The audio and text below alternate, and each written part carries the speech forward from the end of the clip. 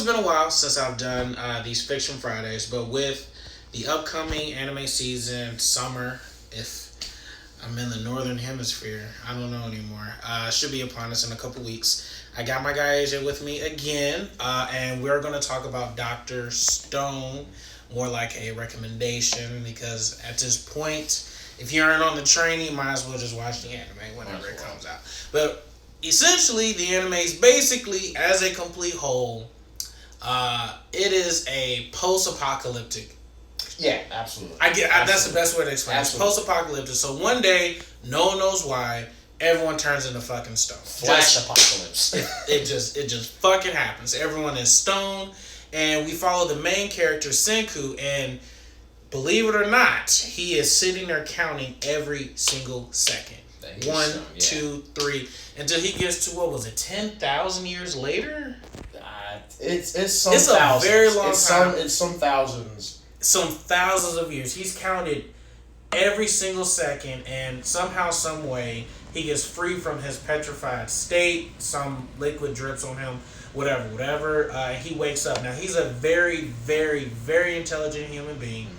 He was very into science, and it is apparent throughout the entire show, throughout the entire manga, that science is his number one thing. And through trials and tribulations, he figures out a method on how to reverse the petrified state of the human populace, but he has like a limited amount.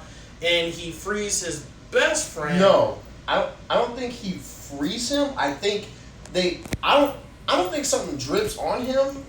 Maybe it does, but I know that because he was in that cave. No, some drips on the friend Taiju. Yeah, because he had already been away. Yeah, because Taiju, the way Taiju gets out is Taiju is thinking about that girl he's in love with the entire time. So what Senku realizes is that not everyone that is awoken from the petrified state is alive. Only if you willed yourself to stay alive. So you have to keep your brain active. And Senku was counting, each second, and Taiju was thinking about the girl Yuzuriha. I'm not really great with Japanese. And that's what kept him alive. And obviously she stays alive too. But you learn it on Pretty On, so that's not a major spoiler or anything. But they also they get into some trouble because though the human population was frozen in time, everything else is moving on just fine. Some stuff was still frozen, like some animals. So, like, remember there was a bird that was. Yes, some animals were, but for whatever reason, others weren't. Because I think they were getting chased by like some tigers or like what's those old tigers that saber-toothed tiger. Yes, and that's how they ran into what's his name? Tsukasa. No. Yes. I'm sorry. It's been a while. This is a spur of the moment kind of thing. But his agenda is, well, hell, since we're the only ones here, I can pick and choose who I want to have inhabiting this planet again, and I'll just destroy the others. And Senku doesn't like that. There's a lot of things that go on between that. But that isn't the main focus, surprisingly enough, because there are two parties branch off. Senku does his thing and Tsukasa does his thing. And I don't want to get too deep into it because it'll be a major plot spoiler. But I will tell you, with the rise of a lot of animes that's been coming out in these last few years, I think that this one is going to be up there in like at least the top 5. We have a lot of contenders. Yeah. A lot of contenders. Demon Slayer is number 1. You can find me on it, Demon Slayer. I haven't disliked an episode yet. As soon as the anime's over, I am binge reading the entire series. Flying through it. The Promised Neverland, which I've already done a video on these two, it's huge. One of the only mystery, suspenseful, demonic ones that isn't like action based. That I've seen this widely popular in a long time. From what I've read in Dr. Stone, it obviously won't be demonic, but like it's kind of sort of mystery, kind of like a figured out on the way. Yeah, because like basically the idea when we follow Senku, he is restarting life, and he's restarting it almost exactly how life came to be. Well, like how modern things got. So like he's starting with.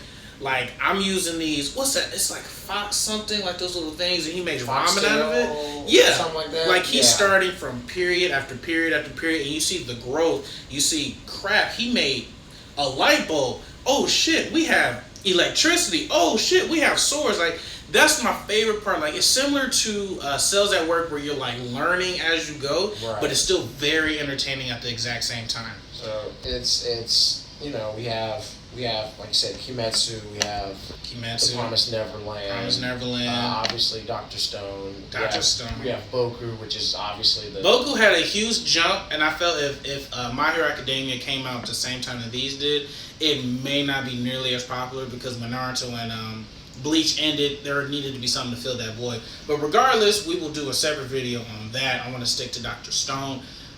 Without spoiling any more, I will say that it is action-packed. Maybe not too much in the beginning as we're establishing the world building and character building, but it definitely gets into its groove.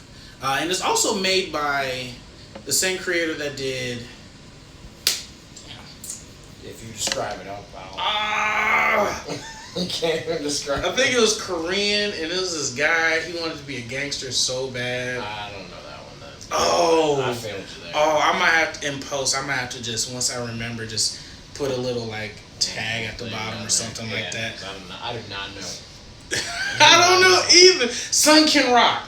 That's it. That is. He is the same, either it's the same illustrator or the same author. I need to double check on that. But you can definitely see that it is heavily inspired. Characters are heavily inspired by that original work. But to wrap it up, fucking watch it. That's it. In 2 weeks, just fucking watch it. And trust me, I think you'll enjoy it. From the trailer that I've seen, it looks gorgeous. It does look very It good. looks incredibly good. And I still think it's gonna be. I gotta do one about Fire Force later because I think that one there's so many coming out that's so good. There's a lot. Demon Slayer, Promised Neverland, Season 4, Boku. That's something we should do. Right before it drops, like this. We should do upcoming, I guess, expectations. Ooh, that's a great idea. So be expecting that, but our schedules are so bad. That's why these are so spotty. But that's it, really. If you guys have read it, are anticipating it, think I'm full of shit, whatever, please let me know in the comment section down below. Please subscribe. I desperately... Nah, I'm not saying that. I would love and appreciate your loyalty and support to this channel. And I'll see you guys next time.